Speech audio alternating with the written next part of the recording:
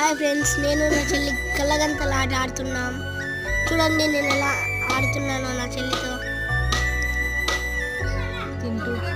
తింటూ చూడండి ఎలా తినుకుంటూ ఆడుతున్నాను. అది ఆడడం అంటే.